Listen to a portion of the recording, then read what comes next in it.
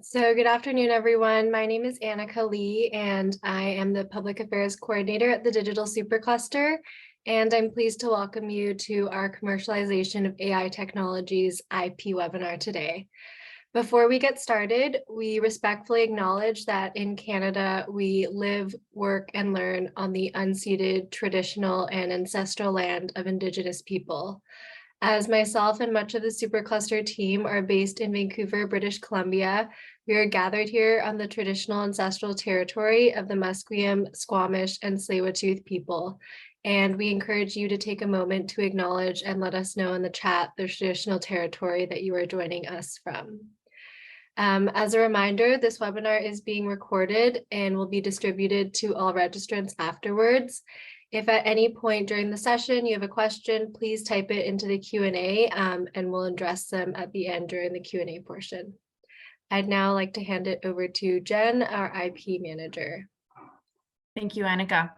Bonjour, everyone, and welcome. It's wonderful to have attendees joining in from across the country in our IP focus sessions that we're running this year. Whether you're new to the Supercluster or returning face, we're thrilled that you could join us for this Power Hour. Next slide, please. Artificial intelligence is rapidly transforming industries, and the regulatory landscape for AI technologies is rapidly evolving in the context of collaborative AI development compliance. AI development and commercialization efforts not only require the adoption of robust data management and governance best practices, but also IP protection and data sharing considerations. Over these next 60 minutes, the discussion will include evolving regulatory frameworks, IP data management and governance best practices, and licensing practices for commercialization. And as Annika mentioned, a Q&A portion to close us out. We encourage you to post your questions there. Next slide, please. A foundational component of the Supercluster is collaborative innovation, setting the framework for projects that address cross-industry challenges while creating technology products that can scale across industries and ultimately across the world. The Digital Supercluster's IP strategy supports the development, ownership, and retention of Canadian IP through a number of vehicles, and informational sessions with industry thought leaders like we've today are one example of that. Next slide, please. I have the pleasure of introducing three exceptional thought leaders with us today. Please join me in welcoming Maya Medeiros, Natalie Raful, and Karima Bawa. Maya is partner at Norton Rose Fulbright and an intellectual property lawyer, patent agent, and trademark agent. She has extensive experience in IP and complex technologies, including AI, and advises a wide range of companies on IP strategy and develops tailored IP policies and training programs, ethical guidelines, and collaboration agreements. She is a key contributor to Inside Tech Law on the ethical and legal implications of artificial intelligence and an adjunct professor at York University, where she teaches on the commercialization of intellectual property. Natalie is managing partner and co-founder of Fortress.legal and a world-renowned expert in the patenting of software, business methods, AI, and machine learning. In 2020, Natalie was selected by IAM Strategy 300 as a global leader in leading the way in the development and implementation of strategies that maximize the value of IP portfolios. She is consistently ranked by the IAM Patent 1000 among the world's leading patent practitioners annually since 2014, and also shortlisted as one of the 7 most highly recommended patent prosecutors in Canada. And Karima, strategic advisor on intellectual property for the Digital Supercluster, and was recognized in 2020 as one of the most influential women in IP industry by World IP Review. She is the co-author of the Intellectual Property Guide, IP Literacy and Strategy Basics for Supporting Innovation, and a senior fellow at the Center for International Governance Innovation. With extensive experience in strategically developing, managing, and leveraging intellectual property, she has had the privilege of managing and directing diverse legal functions, including serving as the former general counsel and chief legal officer for BlackBerry, as it grew its operations from North America to 175 plus countries. And with that, without further ado, Karima, I hand it over to you. Jen, thank you for that kind introduction. I'm really pleased to be here with Maya and Natalie to discuss the regulatory landscape for AI, considerations around collaboration and commercialization related to the sharing of data and best practices for those for data sharing and data governance. So maybe Natalie, I can start with you, and maybe you can at a high level describe what basic considerations are related to the use of data. Thanks, Karima, and thanks everyone for having me today. It's great to be here. So at a high level, I think in terms of basic considerations for use of data, you want to be thinking about, first of all, sort of what is the legal framework that you're working in. So I know we're here in Canada, but we understand that our companies are operating on a global scale. So you want to be thinking about what is the legal framework here in Canada, get some advice on that. For those of you located in BC, you know, certain legislation may be applicable to you that doesn't necessarily apply to those that are in Ontario, and vice versa. So really to get some proper legal advice on, you know, what is the legislation that you're facing in terms of what applies to the use of data, and then also start to think about data security. So what are you doing within your company to secure the data? So what practices do you have in place to secure your data? And then also think about, so once you, I mean, obviously as you're setting out with your company, and for those that are advising companies, you're thinking about data security, but then beyond, once you've initially set things up, what are you doing internally from the point of view of accountability and of corporate governance? Because, you know, I talk a lot about IP strategy, but it's the same in terms of your data management strategy. You're not doing this and checking a box and moving on. As a company and as those advising companies, you're going to be looking at these issues around the use of data continually. And so as a company, you need to be tracking legislation, because in this area, the legislation is developing. And I know we'll touch on a little bit what may be coming down the pipe here in Canada in terms of new legislation. But you want to be thinking about sort of initially how you're setting up your data security framework, and then what you're doing from an accountability point of view and how you're governing that as a corporation. And then also thinking through privacy rights and continually looking at the aspect of privacy rights. So coming back to sort of the legal frameworks and what we're dealing with in Canada, we have PIPEDA that we as a national legislation that we need to be dealing with. And we also have provincial frameworks as well that we deal with at a provincial level, where PIPEDA may not be applicable to you. And then we have the Canadian anti-spam legislation. And we also have the Office of the Privacy Commissioner. So there's, you know, different bodies of law. There are different bodies that come in and regulate and provide guidance when there are issues that arise. And so it's important to kind of understand which framework you might be dealing with. But kind of overarching principles, because this isn't a legal, we're not presenting in front of, we're not going to get into the text of these various frameworks. Really, we want to talk about this more at a high level in layman's terms in terms of what you need to be thinking about. And so overarching, Karima touched on a little bit in terms of consent. You know, what you want to be thinking about in terms of the accumulation and use of data is whether you're getting proper consent to use that data. And that might be consent from the individuals from which you're seeking the data. That might be from organizations who have data and they've already obtained the consent. And so you're getting that data through contracts. But it's important to think about how you're obtaining the data. What type of data is this data? Is it, health data? Is it commercially sensitive data? Is it personally identifiable data? So it's really important that as you're collecting sets of data that you're identifying what type of data that is, and then thinking about and reviewing whether you're actually getting meaningful consent for that, whether you have contractual rights to access that data, and make sure that you're looking at that very carefully on an ongoing basis, because data sets evolve, you add to data sets, and you always want to be making sure that you're still getting the same types of data and in terms of how you're collecting that data. So really at a high level, ensuring that you're getting proper consent and that you're really exploring what type of data you're collecting. Thank you. Is that kind of a good segue into warming us up here? It certainly does. I think you've got a lot in there, and I think the regulatory framework is perhaps, I know it's a complex area, but it might be useful to touch on that. Maybe Maya, you can touch on that a little more, because I know quite often in the context of collaboration agreements and sharing agreements, there's these considerations around, well, I'm an Ontario-based company. Why do I have to be thinking about what's going on outside of Ontario? So Maya, maybe you can talk a little bit about that regulatory framework and talk about it more in the Canadian context, and then we can talk a little bit more at a global level. Absolutely. And thank you all for having me today. And I apologize, my camera lens is a little off, so it looks like I'm from Willy Wonka and the Violet Woman. So I'm a little bit purple. but it's all good. It's in the spirit of Halloween, we thought. So in the Canadian context for regulatory requirements, and I'm by no means a regulatory law expert, so I think this might be a helpful view. It's usually it's a mix of federal and provincial laws, and then of course keeping a pulse on new laws that are coming in. And from a privacy standpoint, it might be a mix of federal and provincial privacy laws, but then there could be other regulatory frameworks depending on the application or use case. So health, for example, or financial frameworks may be applicable. But looking at privacy, you would want to consider sort of where your activities occur or where your customer base is, and then layer that on. We'll discuss a little bit later the global privacy law framework that will likely be implicated depending on your footprint.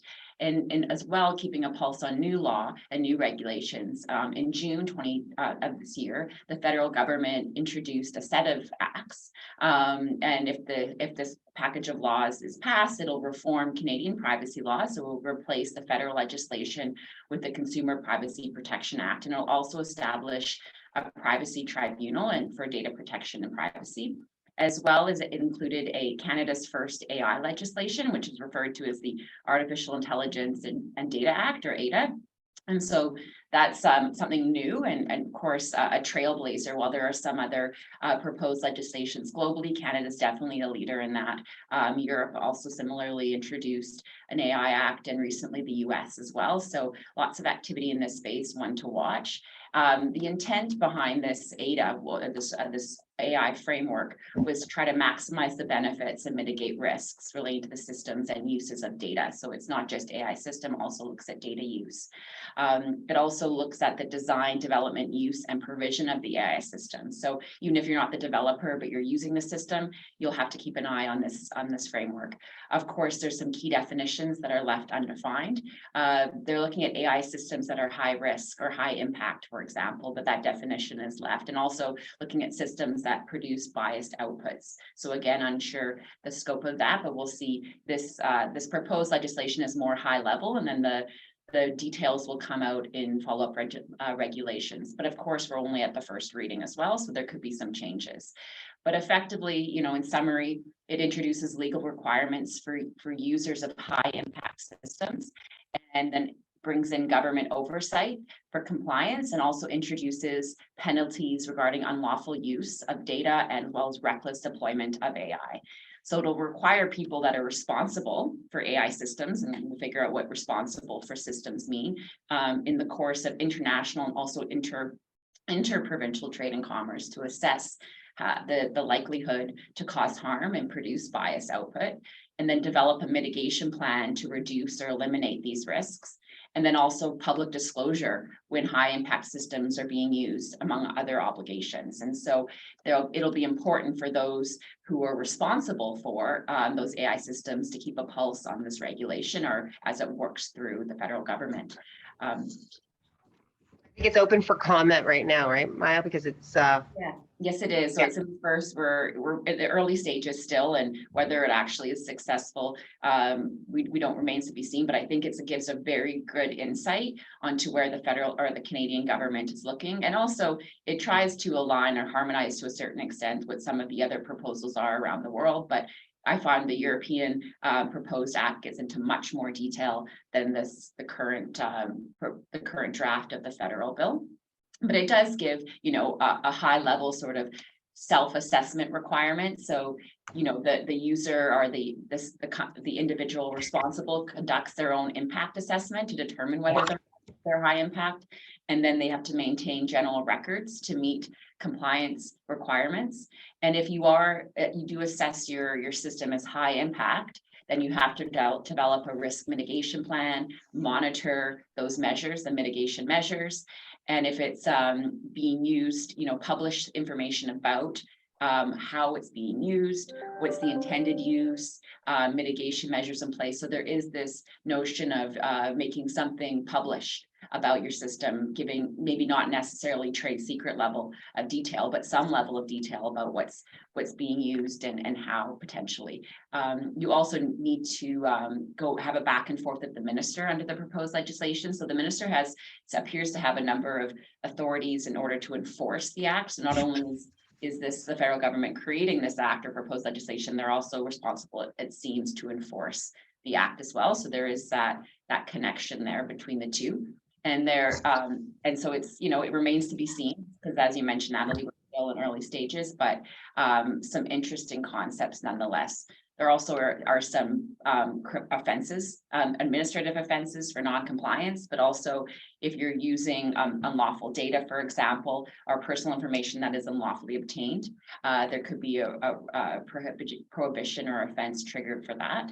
And also if the system causes adverse impact, so it causes serious psychological or physical harm or property damage as well. So making sure to assess the impact of the system, even if it is unintentional. That's great, Maya. I think you touched on the fact that there's, more of an effort to try and reconcile with what's going on in other parts of the world. And so maybe we can talk a little bit, maybe Natalie or Maya, one of you can talk a little bit about the global landscape and the considerations around that and why it's relevant for companies that are operating within Canada or multinational companies as to how they should approach the issue at a global level.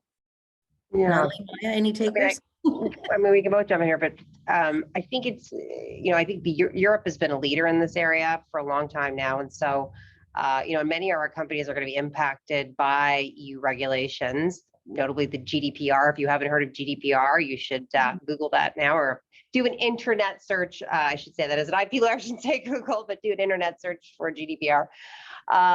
Because you need to be aware of it. It's not just whether you've got commercial offices there, but whether if you've got data of an EU citizen or an EU resident, or any kind of nexus to someone in the EU, you're impacted by the GDPR, and you may have you may need to make sure that you're compliant. So thinking about your compliance with EU regulations, with US regulations, and other international bodies of law, I think it's important to understand that if you have customers or you're getting data from jurisdictions outside your own jurisdiction, you really need to be thinking about getting legal advice in those jurisdictions.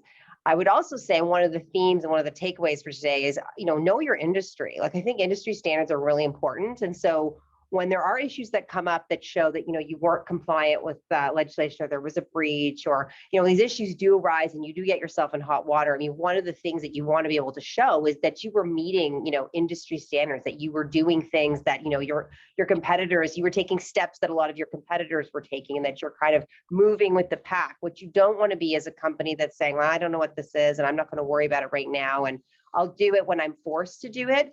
You definitely want to be moving with the herd. And I think in this situation, because we're early days, you want to be tapping into what if you're in the health sector, what are the leaders doing, what are the mid-sized companies doing, and understand what you need to be doing, and sort of benchmark yourself that way. But it's funny, in the chat I wanted to throw in, so for example, with GDPR, I mean, there are great checklists that you can be tapping into. And one of the things is, of course, get legal advice. But the other thing is you can also educate yourself. And I was just going to throw into the chat, for example, although I can't, wait a minute, the chat. It's just, the GDPR checklist I came across, which I thought was a really great sort of high level checklist to be looking at. And one of the things it emphasizes too is that you want to be, and I sort of touched on this earlier, you need to be auditing your company. You need to be looking at what kind of information you process. What's the legal justification for your data processing activities? Are you permitted to do that? Provide clear information about that. So you should, if you don't have a privacy policy, if you're a startup without a privacy policy, you need to get one. You need to be transparent about what you're doing.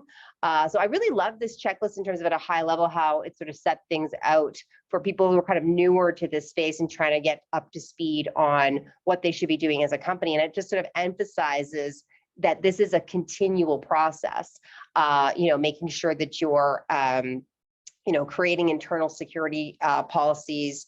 So a lot of these things will be familiar. I mean, what they're talking about in Europe is not completely different to what we're talking about in Canada. It's just there are some additional requirements, particularly once you get to the point where you're 250 employees or more. And even if you're a company that's fewer than 250 employees, there are certain requirements that may apply to you. One of them is, for example, making sure that you have a data protection officer. So if you're incorporating, oh, thanks, Annika, for passing that on. If you're, so take a look at, I think that checklist, it's a great kind of high level checklist to look through particularly for companies, but comes from the GDPR site directly. But I think GDPR is sort of the regulatory standard that many jurisdictions are looking towards. And so if you're GDPR compliant on many levels, you're likely going to be compliant in many other jurisdictions, but it's helpful. And I thought this checklist was great. But things like, sometimes you're going to need a data protection officer. You're going to need to appoint someone formally within the company and make that information transparent. Make sure that when you say, you have governance around this, that you actually can show processes around this. Like as an executive leadership, are you actually reviewing your data processing, agreements, reviewing your procedures on a regular basis, and can actually demonstrate that with actual policies and actually actual practices within the company. And then, similarly in terms of privacy rights, it sort of steps through that. So I think GDPR being the leader, but there are many other jurisdictions where they are getting new legislation on the books. I look at Australia too, which has brought some legislation currently, and if you're doing business in Australia, you want to be looking at getting some advice there as well. So that's sort of at a high level. That'd be something to highlight. Yeah, no, and Natalie, I'd agree with you. Using some of those checklists is a great idea, sort of using the GDPR as a bit of a standard to, even if you're not doing business in Europe, sort of a standard to ascribe to, but keeping your eye on what's going on in all of the different jurisdictions that you seem to be engaged in. So I think that's great. Mai, did you have anything to add, or should we talk a little bit more about data sharing? Because I think that's something that's really important for the membership here. Sure, we can. I completely agree with both of you. I think, as the global private or regulatory landscape looks more and more complex, at least subscribing to something like GDPR or some framework that's a little bit more developed and been tested is important, just to help mitigate some of these risks. And then, of course, keeping a pulse on what's coming up in other countries as well. Yeah, no, for sure. And I think when you start talking about, these checklists help you create a framework for managing data, perhaps more so within the context of your organization and within the context of that one-on-one customer exchange. But I think there are some other unique considerations when you start talking about using data for the purposes of collaborating with somebody, sharing that to create a product. And so maybe we can turn our attention to that. Any thoughts at a high level as to the kinds of considerations that might create that framework? And we can talk a little bit more about each of those elements, but sort of the framework, how do you approach that issue of sharing data across organizations? And what are the things that you would see? And what are some of the trends you've been seeing in terms of, I know COVID, spurred a lot of that sharing of data because we had to come to solutions very quickly. And I think we've all come to learn that that's important. So maybe you could talk a bit about, your experiences around that. Absolutely. And I agree. We're seeing more and more, whether it's data specific collaborations or project specific collaborations that require an exchange or sharing of data, depending on the technology being developed. And we also see a lot of people sort of unlocking the value of their data. So while a company may not be a technology expert, they might have a lot of value in their data. They might have a rare set of data or industry specific data or customer specific data that other entities may not have access to, and they might decide that might be leveraged in order to establish a collaboration or partnership with a technology company that might have developed a model or a system, maybe a general model, but might have a great application to that industry or that customer data set, for example, to unlock even more insight. So you're seeing these collaborations, whether it's sort of the technology model, AI system provider and the data provider coming together to exchange data. You're also seeing, in the data trends is not, we've heard this a lot for a while. It's better quality data and more diverse data sets, not necessarily more data. So again, that's where collaboration and partnerships may be really important, because you might not just want to grab data that's really accessible and you have no understanding of the source or the lineage of that data, but you might have a better data set if you're working with a partner that has sort of can give you assurances to the quality of that data. And also, as Natalie mentioned, making sure that it was collected under a consent framework or a relevant regulatory framework. So better quality data usage rights as well relating to that data. We're also seeing, you mentioned COVID, but we also see more generally these trends of data commons. So these collections or aggregations of different types of data sets, such as agriculture, for example. And we're also seeing more open data sets, like this term open data. I'm using that term from the open source software environment, but these data sets that are licensed under these standard or open data license agreements, for example, the community data license agreement, which helps to avoid sort of this lengthy process for custom data sharing agreements, which might have different terms of use and scope. And so you benefit from these sort of standard compatible terms across different data sets. So you understand that you can use data in similar ways because you're accessing data under similar sets of licenses or compatible licenses. So we saw that a lot in the open source software world, and we're seeing, again, increasing trends in that space, particularly AI tools being released under open source licenses. And we're also seeing data similarly aggregated and released, or at least aggregated after the fact under standard data license. Of course, however, keeping in mind that often those licenses are used at your own risk, or here's the data as is. So there isn't necessarily an IP clearance or a compliance assurance. So we might not necessarily know that the data collected and released under an open data license actually, complies with the regulatory framework that was applicable on the collection or sharing of that data. So definitely used at your own risk, but still nice to have that data available. Of course, you mentioned around the pandemic, I think there was a motivated processing of health data sets to be made available for sharing to help accelerate the development of solutions. And so we saw the COVID-19 open data sets and similarly researched data sets. Of course, there's always balancing of competing interests. So, in this case, there's public health versus personal privacy. And so, big events like this might tip the scales in favor of making data sets more available. We also saw increased data collection through digital footprints or contact tracing. So a lot of events spurred data collection activity or data processing activity. Yeah, no, and I think that's really important, Maya. And I think one of the points that you touched on that I would like Natalie to maybe expand on is this notion of, a lot of times you can only make available sort of data available on an as-is basis, but increasingly people are starting to build businesses around that. And I know, Natalie, this is near and dear to your heart. How do you create that sort of governance framework to make sure that you're managing data as an asset? Like, what are the sorts of things that you would ask people to consider when they're actually looking at data and using that as perhaps an asset that they're going to be leveraging from a governance perspective? Yeah, it's a great segue because, I was thinking to myself, where do I see companies getting into hot water is, and this kind of flows on what Maya was saying about access to the data. We're seeing also, there's some cases that have come recently too with, just to touch back on Maya, with web scraping, companies just going out there and web scraping, and then you're seeing them get into hot water because, again, they haven't been cleared. And so you're scraping images, but there's copyright protection on those images. So you see companies running into trouble.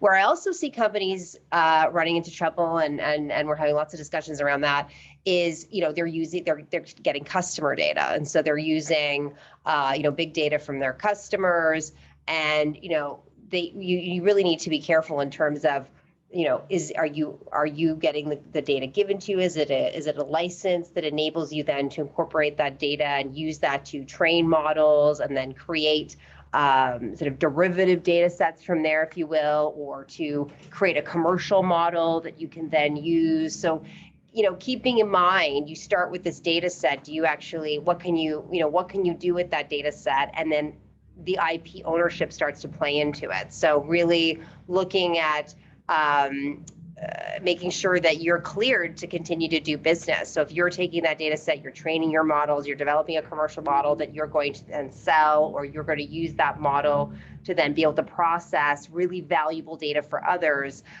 do you have the right access rights? Or maybe the value is really in collecting those really great data sets, and you actually want to purchase those data sets or have the option to fully purchase those data sets downstream.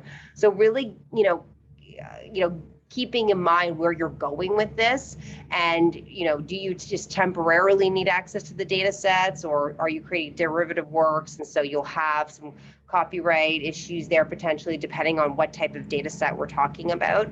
Because it could be images, it could be videos, like it really, we're talking about a whole wide swath. We're not necessarily in the health sector or in the autonomous vehicle sector. We're just kind of talking about this generally.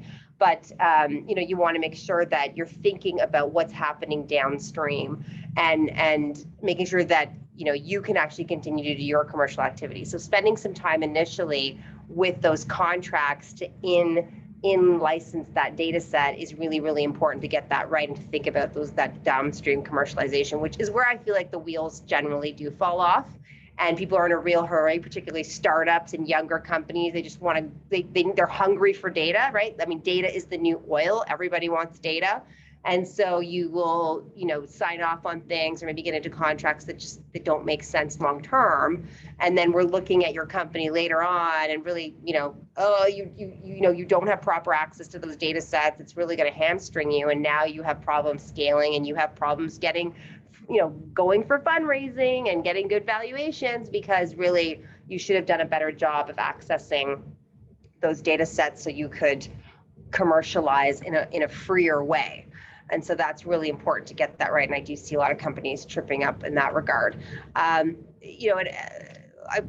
been involved for the last couple of years. Also, I see some folks here, I think, are from Ontario too, the Ottawa Health Data Platform as well. And so that's coming out of COVID. We've set up now this Ontario Health Data Platform to collect data. And so it's going to be important to, this is a collection of COVID-related health data, but it will be a collection of Ontario's health data. And so it's going to be important to, as governments kind of move forward, to think about how we're going to properly protect this data.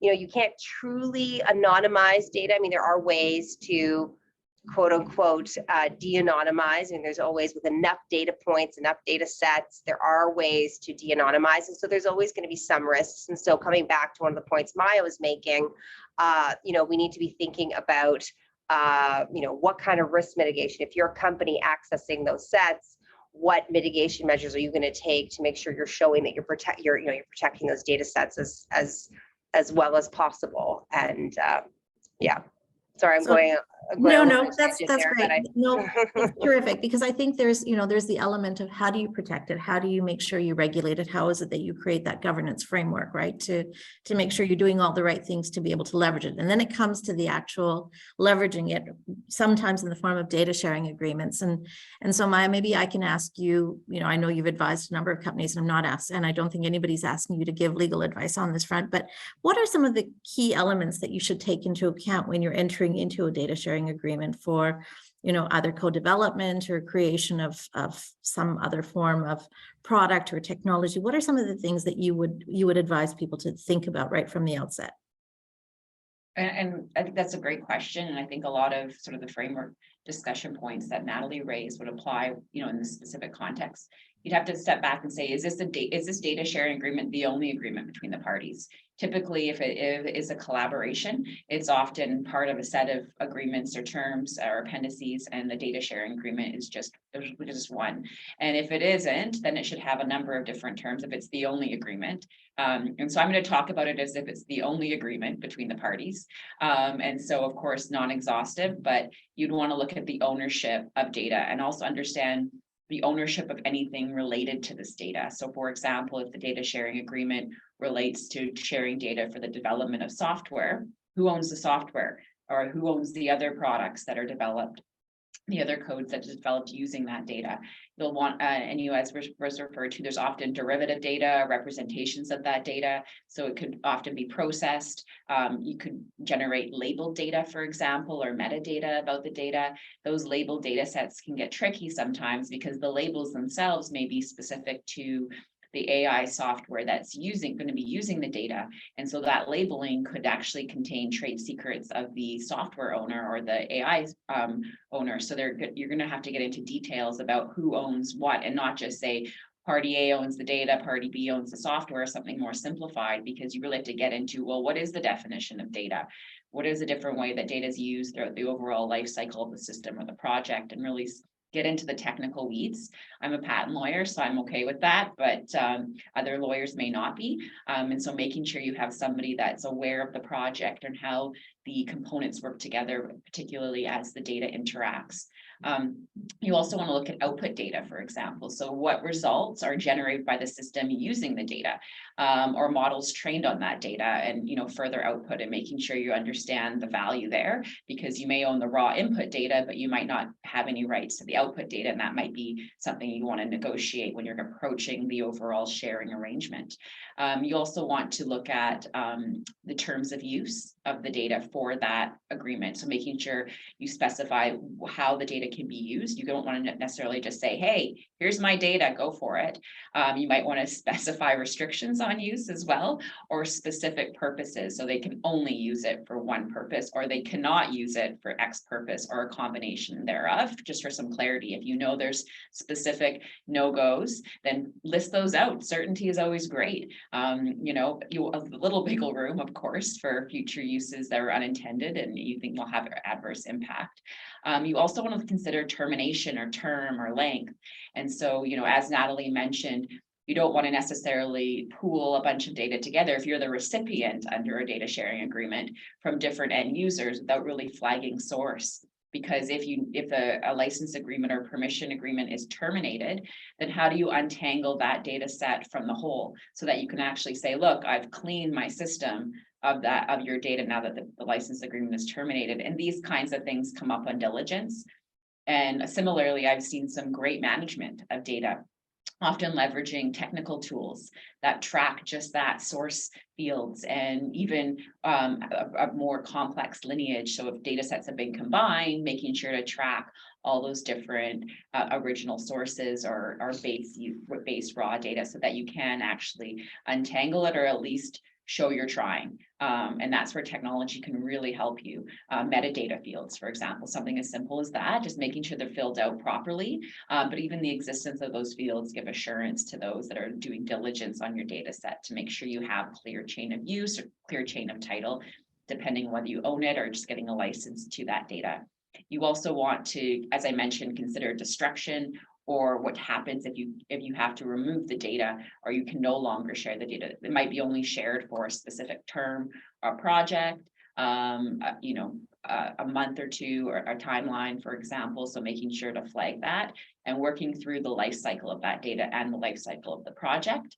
You also, of course, want to have compliance checks, whether it's privacy laws or depending on what jurisdictions at play. So you want to stop and say, what is the location of this data physically? Where is it going to be sent to or shared? Is it going to stay on my system, but other tools are going to come into my environment? Are you using cloud platforms? Are you pushing everything to servers in different countries? How does that look from a system architecture perspective? You also want to consider whether there's whether it's been anonymized or other protection measures have been put on. And if you're the person sharing your data, you might put some protection measures, and making sure that there's no reverse engineering or no access, to understand further details of the data that you didn't want. You wanted to hide that, for example. And also considering access to competitors as well. If you're sharing data, say you're an industry leader and there's good indication of your customer base, you want to make sure that data sharing agreement doesn't permit the company that you're sharing with to then go off and contract with your competitors, or just be mindful of that and ask questions around that, understanding that use more. Yeah, and we got a question here that segues well in terms of, is the conversation about data ownership in line with GDPR regulations? Should not the person from whom the data was generated be controlling the use of their data as the owner? Well, so this is the thing with the contracts, right? So you as a company are obtaining data of an EU citizen, EU resident, so you have to be GDPR compliant. And then if you're working with a third party or anytime that you're then sharing that information after you get consent, meaningful consent, you're then sharing that information with a third party, you need to make sure they're binding themselves also to the GDPR regulations, because you have an obligation, but they will have obligations as well, because they have information, that relates to an EU resident or citizen. And so though that third party will also have to be compliant with GDPR regulations. So it's fine to work with third parties, and that's absolutely, I mean, that's happening everywhere. Everyone's working with vendors and whatnot. No one's, building everything themselves. We're all collaborating, but you need to make sure, and that all needs to be spelled out in your agreements in terms of compliance, and then your partner needs to be compliant as well. So hopefully that answers your question, but that means you've got to ensure that compliance with the parties you're contracting with. I don't know if you want to add to that, Maya, but. No, exactly. I think you've got to build that into the contract, Mhm. and also some remedy potentially in the event that they aren't complying, to make sure you can, terminate, Exactly. for example, or step in and require some action. Exactly. So that's a nice long laundry list. Is there any templates that you think people can look to just to get some guidance as to the kinds of considerations they should have in mind? Any reference points? Particularly in the AI context. So I wanted to, I think we'll share this, and Annika is going to share it too. So the Montreal data license, it's one of these frameworks. It was it came out of, and I worked for a long time with Element AI, who was acquired by ServiceNow. We did a lot of patent work for those guys, but this is a paper that a number of them at Element AI authored, and really provides sort of a taxonomy for licensing data in the AI context. And if you click on that link and you kind of scroll down to PDF page 13, it provides you, there's a lot of great terminology in there that you can look at as you're building your licensing agreements and looking to understand the terminology and make sure you're thinking through all the points. I love Appendix 2 because it's sort of, as you're thinking about what exactly you're sharing, thinking about the non-commercialization use and the commercialization use, right? Because some things, you may be doing it as sort of a non-commercial use. And so to be looking at that, what exactly you're sharing and what use is permitted. And then, in the commercialization context. And so, I like how they've sort of segued, okay, in the research context, you can use, you reuse the trained model, you can use the output. But the train model made accessible to third parties, you don't have access to that for research, and then so on and so forth. And then the outputs for commercialization, you can use the outputs for commercialization, but again, the train model, you don't get to have that.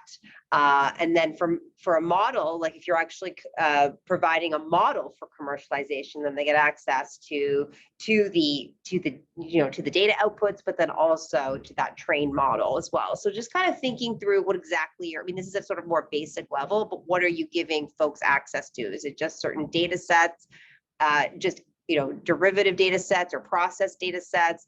Do they have access to the train model or not? Or can they reuse the train model? And sort of thinking through, and I think this paper, this framework does a nice job. There are other frameworks out there, but this is the only Canadian one I know of. So wanted to get that on folks' radar. If you're in this space, it could be helpful to just sort of read through this paper if you haven't already. And I was on mute. It does provide some really good guidelines. Sorry, Maya. Sorry, I just wanted to quickly jump in the chat. I'm just reading a few of these questions. So I think the first question about the GDPR, I wanted just to pause to make sure.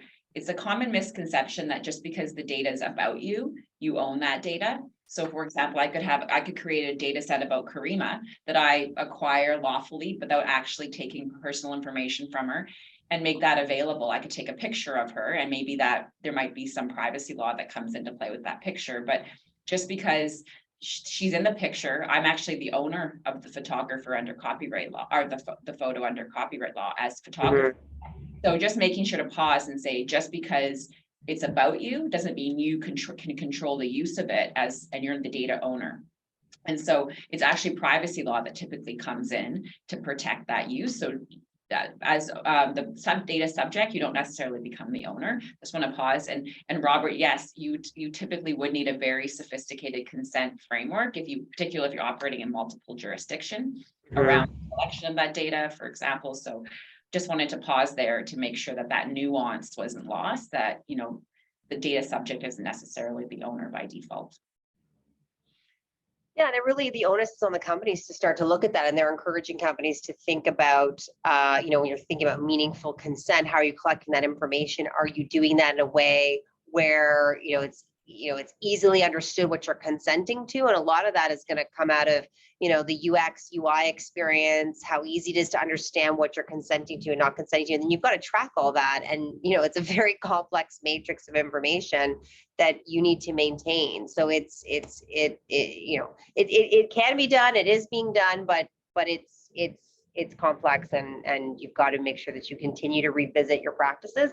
But also, as an IP lawyer, I will say that, for example, those great UIs that you're creating, and you are simplifying that. I mean, this is an opportunity also to create design and to potentially protect that through industrial designs, because you can protect those really nifty user interfaces. So if you are finding ways to cleverly get meaningful consent, this is gonna be a good thing for you in terms of, if you can get ahead of this. We're trending towards, making sure that we provide meaningful consent, that we protect people's rights to be forgotten, to have their data stripped if they need to. And so if you're creating clever ways to do that, it's interesting. We talk about the types of patents we're seeing.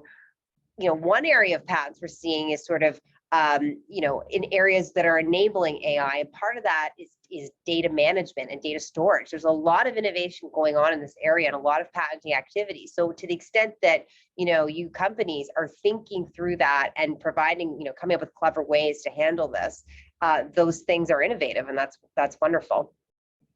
I just want to step back too, because it seems like we're talking about a couple of types of data agreements. For example, the first one I kind of got into some details is sort of a more formal data sharing agreement that I would say between two companies. For example, one company has a data set that it owns and it wants to share it with another company. It also seems that we're talking a little bit about terms of use as well, or data collection. That would be the agreement between the service provider and the end human user who the data might be collected about. So say a social network, for example. And so those are different types of agreements. Those generally tend to be one side, or accept or don't use the service. So here are the terms, no negotiation. We're going to collect data if you use our service, and here's how we're going to be able to use it, or maybe an open-ended statement. So I just want to pause too and make sure we might be commingling a few different types of agreements. And they're very different, when two companies are negotiating versus a terms of use service and collecting data about that user. And also, there's a question. Sorry, there's a question about, it's not who owns the data, but where it's stored. So I don't know if Natalie and Karima want to jump in on that one as well. I was actually going to finish off your thought and then we can jump into that question. But I guess at the end of the day, I mean, I think, Maya, you touched on the fact that there is that distinction between commercial sharing, and that was what I was referring to, and then this notion of consent that I think Natalie talked about at the outset. And I mean, yes, there is that ability to sort of say, this is what I plan to use it for in that consent. But I think one of the things that's important to touch on before we get to the next point is the reasonableness of that consent. So you can ask for those very, very broad consents, but you still have to be thoughtful. And so maybe we could talk a bit about that, Natalie or Maya. Yeah, definitely. I mean, exactly. You can get the meaningful consent, but you still don't want to be going beyond what you set out, that, what you set out was, what you set out is your use, right? So you need to be thinking about, does it make sense? Is it, is it reasonable? Would there be an reasonable expectation that, the use would result in that particular use or not? I mean, I'm saying something kind of circular here, but would you have reasonable expectations around that or not? So if you're going beyond that use, you need to be thinking about how the use might be changing, and the meaningful consent, it's limited. So as things morph and as your use changes, you need to make sure that you're thinking about maybe going back and getting further consents to use that data in that way, particularly in the commercial context. And you also want to be mindful of sort of business expectations or reputation. So if maybe you do get this broad use, as Karima mentioned, maybe it even is meaningful, and you get, and try to inform the end user, but then you still go as a company and use the data for a way that your user base just wouldn't be in agreement with, even though you legally can do it. You could have an uproar from your user base. Everybody could leave your platform, and we're seeing that sort of shift of power more and more, where companies need to be mindful that their end users are becoming more savvy on their rights, and also making sure that they understand, limiting the use of data. And you see, some electronic device companies having pretty broad data sharing agreements with other software service providers, and you're seeing, pushback on that. So in addition to sort of just legal issues, reputation and business risk is huge, particularly if these platforms require their user base to make revenue. Yeah, and I think, Maya, that leads to another question. And I think it's one that increasingly, depending on the use of that data, this notion around that ethical framework that you have to create when you're sharing the data across platforms, or even when you are taking in data. What kind of advice do you give your clients when it's very close to that line as to creating reputational harm, especially in the context of sharing? Yeah, and absolutely. I think it's often a lot of companies are focusing necessarily on reputational harm and and almost listing legal as one of the factors to ensure. So you don't necessarily want to be lawfully compliant and say, hey, I'm on side. Typically it's that heightened level, the heightened standard. And so that's where ethics, you're seeing more and more come in, particularly around AI, because I think there's so much in the media about the negative impact that AI can have, and also the benefits as well. But the robots are coming, and that sort of narrative can trigger some heightened ethical issues. And so, we hear all the time, we want to act ethically. We have ethics requirements in our agreement. What do we do now? How do we operationalize these ethics requirements? And we typically try to guide in sort of one bucket around doing a compliance assessment. So effectively a roadmap, looking at the technology developed and the project specific requirements, and build in some ethical stops along that roadmap, and then build out a validation and verification framework. So once you've built that sort of, or created that assessment at the beginning of the project, making sure you're constantly monitoring and auditing, and then adjusting based on impact or ethical events that might come up. And then flag, similarly, when you're diving into that compliance assessment, put a framework to flag high risk applications and impact. We're seeing a lot of that terminology, high impact, high risk, come up. So we know that's a hot issue.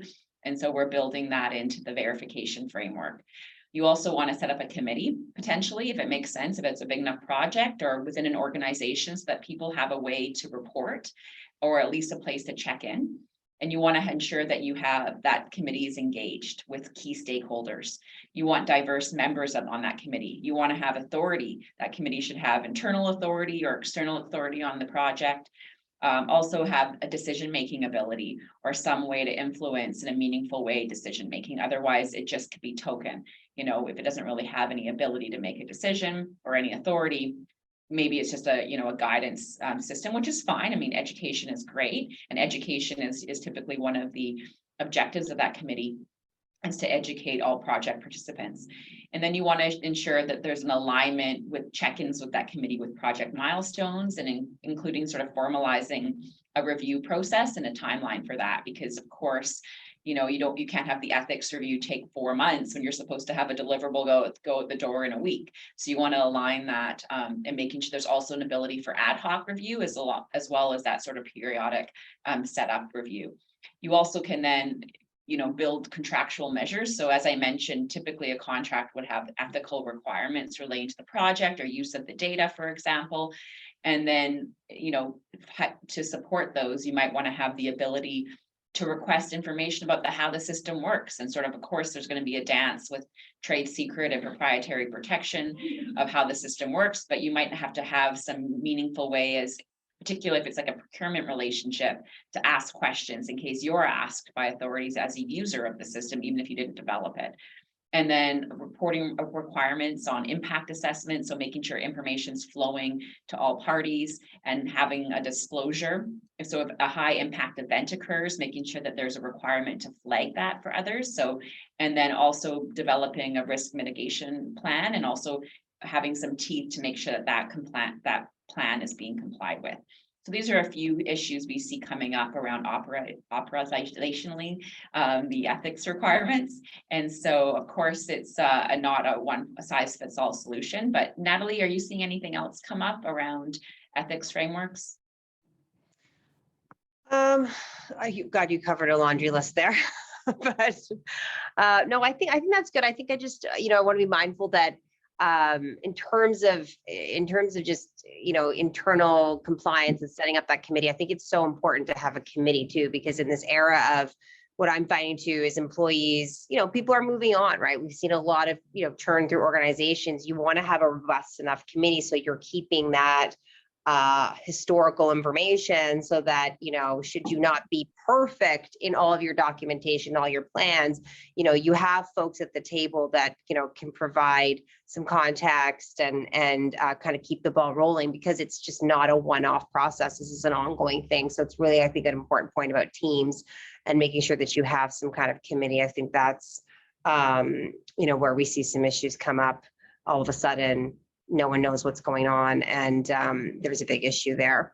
And then also just, in the context of, your reputational harm, I think is such a great point, because of, I saw this insane graph the other day about the number of cyber attacks and, data breaches, and it's just gone up exponentially. And, we're all very much at risk, and it's not, if, but when you're going to face a data breach, right? So you do need to be prepared, and there is a requirement to, you've got to be ready with what are your steps, right? So you want to if there has been a data breach, you want to make sure that those affected are made aware. And so you need to be, prepared for those kinds of things, those eventualities that will happen, and not if it's going to happen, but, when it will happen, because it seems to be happening to everyone now.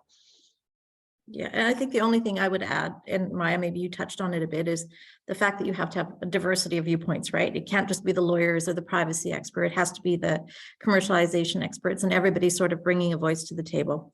I think we are close to running out of time, and we still have one question in the chat that I don't think we've touched on. And it was around, what is the best way to control what is being done with your data rather than relying on agreement terms? And Natalie, I think you touched on some practices that you're seeing, Maya. I think you've also seen similar practices. Any thoughts on that question? So where is that question? It's right. Annette. Yeah, I think again, we're going to step back and say, once the data is transferred, that means like between companies. So one company is data owner, say they collect a bunch, you can still put control on the data, even if it's been transferred physically. For example, there might be legal conditions around use of that data. And again, as I mentioned, a term on that data as well. Say you can only use it for a year, or this project term, or for this purpose. So you can still put control on the data. Of course, practically speaking, you might have lost control, because now you have to enforce a contract if there is a problem, and there could be other remedies at play. For example, if copyright comes in, there might be an infringement as well for misuse of the data. So there might be some other remedies, but you want to practically be mindful of who you're providing the data to. Always pause and say, do I trust this entity? And trust becomes pretty big, particularly from a reputation standpoint, because if you're going to be passing off important data sets to those you don't trust, there's an increased likelihood for misuse. Yeah, and I mean, that comes back to data sharing agreements too. I mean, where's the choice of law and choice of venue in terms of, dealing with the dispute? If there is some kind of issue, where are you going to be dealing with that? So keep that in mind. And maybe, we see companies continuing to look at, well, I want to keep my data in Canada, or I want to keep it in the US, keep giving some thought as to where the data is going to be maintained. It's critically important, and companies need to continue to look at that. So get good lawyers. Yeah. It's complicated. So there's a reason stuff, right? Why, lawyers are helpful problem solvers, not necessarily problem creators. So it's important. That's a pitch for the legal industry. No, we didn't even really get to the legal part, where we wanted to talk about IP protections around AI and things like that. But thank you very much, ladies. This has been very informative and practical and very useful, I hope. I think we don't have enough time for any more questions, but really appreciate the fact that you were chiming in as you were seeing the questions coming in, which I clearly wasn't. So thank you again. Annika, Jen, anything to add? Yeah, no, just Thank you to Karima, Natalie, and Maya for taking the time to speak to our members. I know a lot of different resources were shared, so we'll definitely send those out in the follow-up along with the recording of this conversation. And thank you to everyone who was able to join today. Thank you, ladies,